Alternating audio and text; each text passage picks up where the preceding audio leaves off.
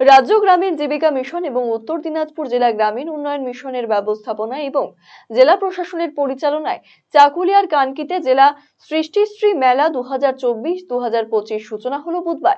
এই উপলক্ষে এদিন বর্ণাঢ্য শোভাযাত্রা কানকির বিভিন্ন এলাকা পরিক্রমা করে কানকি প্রাথমিক স্বাস্থ্য কেন্দ্র ময়দানে এসে শেষ হয়।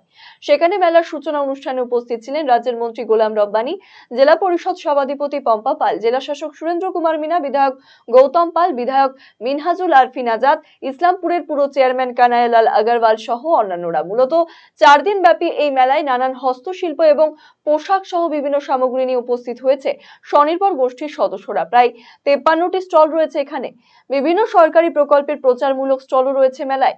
এছাড়া পরিবেশিত হবে নানা সাংস্কৃতিক অনুষ্ঠানও। আগামী 19শে জানুয়ারি অবধি চলবে মেলা।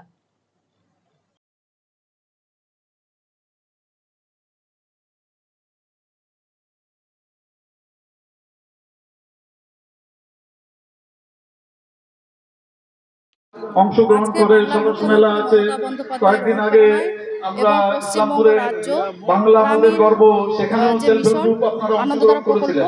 আমাদের সবার উদ্দেশ্য একটাই যে সেলফ হেল্প গ্রুপ আরো বেশি উন্নয়ন করুক, আরো বেশি আপনারা, কেন সরকার অনেক সুবিধা দিচ্ছে, স্বাস্থ্য সেন্টার আছে, হেলথ সেন্টার, এই সেন্টারের পার্শ্ববর্তী ময়দানে আমাদের উত্তর দিনাজপুর জেলা সৃষ্টিশ্রী মেলা এখানে হচ্ছে 2024। সবাইকে আমার তরফ থেকে সবাইকে অনেক অনেক ধন্যবাদ। Thank you. আমরা সকলেই জানি যে স্বনির্ভর সমাজ হচ্ছে আমাদের দেশের গর্ব এবং স্বনির্ভর গোষ্ঠীকে বাংলার মুখ্যমন্ত্রী মমতা বন্দ্যোপাধ্যায় যখন 2011 সালে ক্ষমতায় আসার পরে উনি এসএসজি দল চালু করেন আনন্দধারা প্রকল্পের মাধ্যমে। আজকে উত্তর দিনাজপুর জেলা তথা আমাদের রাজ্যের প্রত্যেকটা মহিলা আজকে নিজের পায়ে দাঁড়িয়েছে, নিজেরা স্বনির্ভর হয়ে এবং আমাদের উত্তর দিনাজপুর জেলায় আমাদের জেলা ভিত্তিক স্টল রয়েছে। তারা যে নিজেরা হাতের তৈরি সমস্ত জিনিসপত্র তৈরি করছে সেগুলো বিক্রয় এবং ক্রয় করার স্থান